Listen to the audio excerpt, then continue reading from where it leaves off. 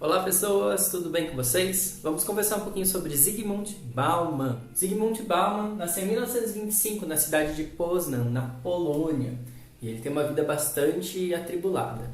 Quando esse país é invadido, ele vai fugir para a União Soviética. Depois ele acaba sendo exilado desse país por fazer críticas ao regime stalinista. Vai para Israel e tem praticamente o desenvolvimento da sua carreira na Inglaterra. Só depois, mas já no final da vida, que ele volta para a Universidade de Varsóvia.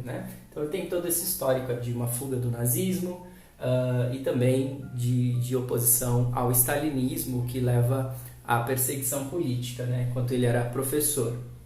Bom, a obra que a gente vai falar dele se chama Modernidade Líquida, que é de 2000, então uma obra bastante recente. E o assunto fundamental dessa obra é a crítica que o Bauman vai fazer da pós-modernidade. A leitura que ele vai fazer desse processo de transformação, ele acaba usando uma figura de linguagem, ele usa o termo da liquefação, aparece já no título do livro, Modernidade Líquida.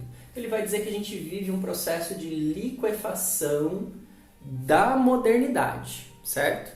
Então, assim, a modernidade, o que é a modernidade? Aqueles valores hegemônicos até o comecinho do século XX, Para ele, toda a Belle Époque, vamos dizer assim, se consubstanciava num domínio do espaço e uma valorização da agregação. Então, os humanos, até então, tinham um domínio do espaço, onde a gente podia habitar, dos locais, e nós valorizávamos o fato de poder viver juntos e talvez cada vez mais juntos.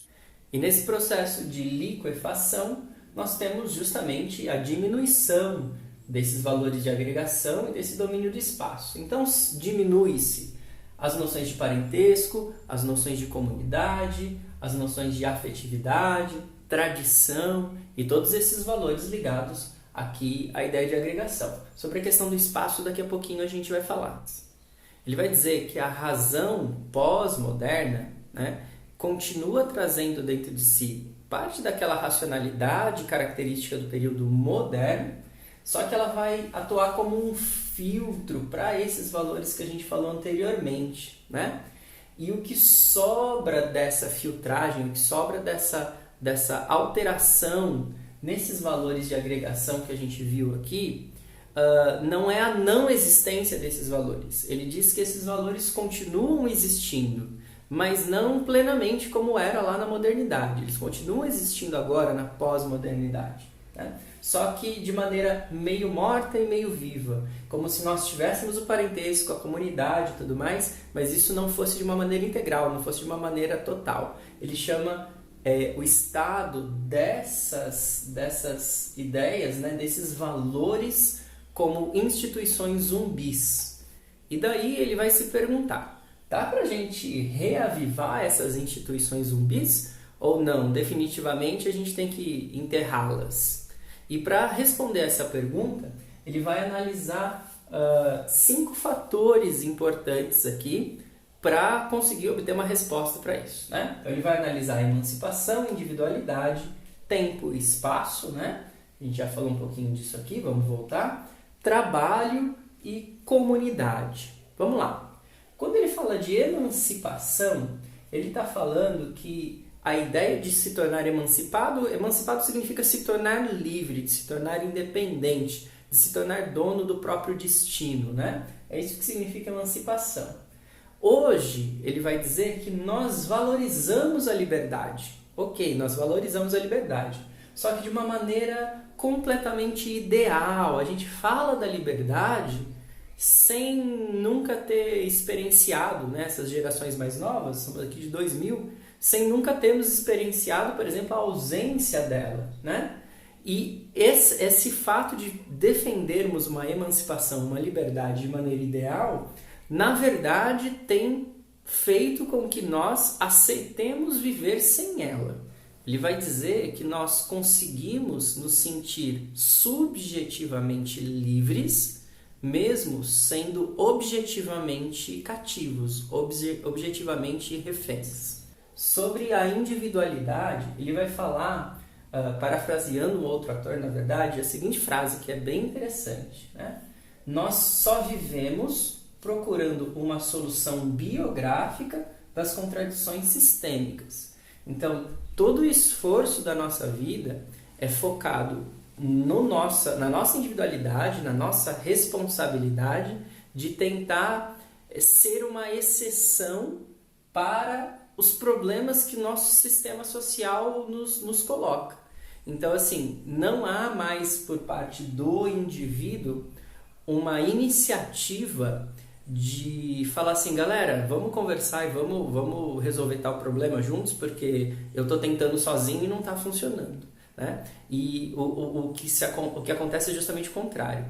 A sociedade vai se organizar para focar cada vez mais no indivíduo, e esse indivíduo ele vai ter que ser aquele especial que vai dar uma solução, porque ele conseguiu aquela solução, né? Para fugir dos problemas que afetam a todos. É aquela ideia, né? A gente começa a valorizar as exceções que justificam a regra. Sob esse ponto de vista, é como se os valores privados eles estivessem cada vez mais colonizando o público. E isso vai ser muito importante para entendermos como o capitalismo vai se conformar ao longo do tempo, né? Então eu tenho a ideia de que o sistema vai conseguir fazer com que nós cada vez mais pensemos que a felicidade está dentro da gente e não que nós precisamos de fato e objetivamente termos uma vida construída com relações saudáveis coletivamente junto das outras pessoas. Essa fase do desenvolvimento do capitalismo, o Bauman chama de capitalismo líquido. Nessa mesma ideia, desenvolvendo isso, ele chega a falar até da ascensão dos livros de autoajuda lá, ainda no ano 2000. Hoje, provavelmente, ele falaria dos coaches, né? Que vão tentar sempre falar assim, você consegue, você tem que conseguir, você vai fazer, é só você dar e tal corre, porque eu consegui, né? Mas não vai olhar para tantas pessoas que tentam e simplesmente têm condições estruturais que não permitem que elas avancem. Sobre tempo e espaço, ele vai dizer o seguinte: na pós-modernidade, no momento que ele está escrevendo, o tempo se tornou mais importante que o espaço. Lembra que lá na modernidade o espaço era uma coisa dominada? Agora o espaço ele não é mais tão relevante. Nós focamos muito mais no tempo. Por que o tempo? Porque o tempo é o índice de medida da nossa performance, da nossa ação na sociedade. E o que a nossa sociedade pede que nós façamos da maneira mais eficiente possível? A nossa ação é majoritariamente voltada para o consumo ou para a busca dos meios que permitem que a gente consuma. Então a gente não pode mais agora viver os espaços, mas a gente precisa sempre estar orientado pelo tempo, né? Por quê? O tempo ele está ligado a essa performance, né? Aquela frase, tempo é dinheiro, tempo é dinheiro. E o espaço, como era antigamente, estava ligado à interação. Então, se eu estou num espaço coletivo, eu posso interagir com outras pessoas, conversar e não sei o quê, e dar risada e fazer algumas coisas que podem até ser prazerosas, mas que a nossa sociedade tem passado a fazer cada vez menos, porque nós somos devotados ao culto do tempo em relação ao culto do espaço. Ele traz uma análise bastante interessante quando ele fala da questão de perda da valorização do espaço, né? Até retomando a questão da comunidade. Então ele faz uma análise do shopping center, por exemplo. O shopping center é um espaço fantástico, mas é um espaço que não é pensado e nós não utilizamos aquele espaço para interação entre as pessoas. Então, geralmente você vai sozinho ou você vai com algumas pessoas que você já conhece e você fica ali naquele espaço rodeado por centenas de outras pessoas, mas você não tem contato com essas centenas, milhares até de outras pessoas. Você não aproveita o que elas podem te oferecer, porque o espaço está ali, mas todos estão focados no tempo que eu vou ter para me divertir com os meus amigos ou no tempo que eu vou ter ali para para me divertir no sentido de consumir diversão ou consumir outros produtos que são ofertados ali, né? Então essa é a leitura que ele vai fazer do shopping center como um espaço purificado, né? E que a gente acaba tendo ainda e gostamos de ir lá, porque querendo ou não, quando a gente entra naquele lugar onde a gente sabe que todas as pessoas estão ali com a mesma intenção que a gente, mesmo que eu não me relacione com aquelas outras pessoas, eu ainda volta em mim aquela sensação de pertencer a um todo maior, aquela sensação de pertencer a uma comunidade, que era a sensação na qual a gente costumava viver lá no período hegemônico da modernidade.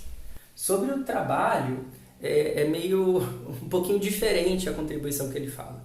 Se todas essas outras escalas estão se liquefazendo, estão se remodelando para essa forma pós-moderna, o trabalho ele acaba que mantém uma certa lógica de ordenação, uma certa lógica de controle que era característica lá da modernidade. Por quê? Porque essa ordem de ordenação, de controle, de racionalidade, tudo isso a gente gosta disso. A ideia da modernidade era que isso acontecesse em todas as esferas da vida, mas isso, como a gente está vendo, não acontece. Porém, na esfera do trabalho que ele está analisando, se mantém isso. E isso acontece para que nós passemos cada vez mais a nos apegar ao nosso trabalho, porque vai ser o setor da nossa vida onde eu consigo ter uma sensação de controle. E isso era muito bacana, porque a gente tinha no trabalho uma possibilidade de vida, né?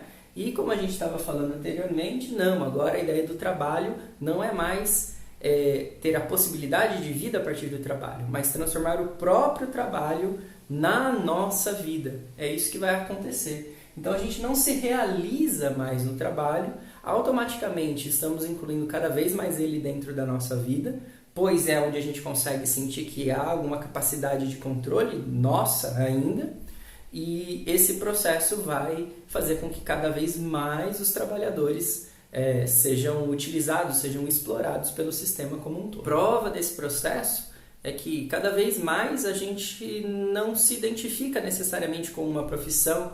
Nós paramos, ou as pessoas estão cada vez mais parando de dizer: ah, eu sou professor, ah, eu sou engenheiro mecânico, eu sou dentista, e elas acabam se colocando como: ah, eu trabalho na área, eu sou o colaborador, eu não sou mais o funcionário, né? Elas acabam se descolando, o trabalho se descola da vida no discurso, quando na verdade ele está cada vez mais fazendo com que a nossa vida seja o trabalho. E por último, o último componente que ele analisa aqui é a questão da comunidade. Anteriormente, na modernidade, buscávamos a comunidade, pois ela era responsável por formar a nossa identidade. Era dentro das comunidades, ali do grupo social mais próximo da gente, que nós nos formávamos. Hoje, isso não é verdade mais, né? Como a gente viu, a comunidade ela não faz mais sentido, né? Ela está liquefeita. E o que resta dela é apenas o fato de que, se nos colocamos junto de uma comunidade, não me formo nela, porém eu tenho em mim a possibilidade de fazer parte de algo, e fazer parte de algo que permite que algumas responsabilidades da minha vida sejam terceirizadas, passem para aquelas outras pessoas, né? E a gente está olhando a comunidade muito mais desse modo de fuga da responsabilidade do que de formação do indivíduo. E essa ideia aqui de fuga de responsabilidade leva ele a um termo bastante famoso, né? Bastante usado em Bauman, que é a Cloakroom Communities, ou sociedades do espetáculo. O que ele vai dizer? Nós temos uma realidade baseada em todo esse processo de estranhamento que a gente está falando aqui, né? Não emancipado, e para viver um pouquinho dessa comunidade nesse contexto pós-moderno, às vezes a gente vai se vestir, né, com uma roupa para determinada ocasião. É bem engraçado aqui em Jaguariúna, né? Eu vou colocar a roupa do cowboy na época do rodeio, né? E eu vou lá fazer parte da comunidade country, da comunidade caipira por aquele momento, mas na verdade isso não tem nada a ver comigo, né? Eu trabalho na área de tecnologia, com física quântica, sei lá, e aí no rodeio eu me visto, né? Cloakroom seria o local onde você deixa as roupas, né? Naqueles teatros antigos, né? Um vestiário, um guarda-volumes, alguma coisa assim. E aí você se veste, você se interage esteticamente com uma concepção de comunidade durante algumas horas de um determinado dia, e depois você vai tirar essa roupa, e ao tirar essa roupa, tirar essa estética, você volta lá para a sua realidade não comunitária, baseada em todo esse processo que a gente discutiu anteriormente. Bem, como vocês estão vendo, a leitura do Bauman vai mais para a ideia de enterrarmos, né, essas ideias de agregação que a gente viu aqui do que ressuscitá-las. Uma leitura bastante importante, bastante crítica e até um pouco sufocante dos nossos tempos, mas que vale a pena a gente ter para refletirmos se vamos reproduzir ou mudar esses retratos que o Bauman faz da sociedade. Tá bom? Muito obrigado, um abraço.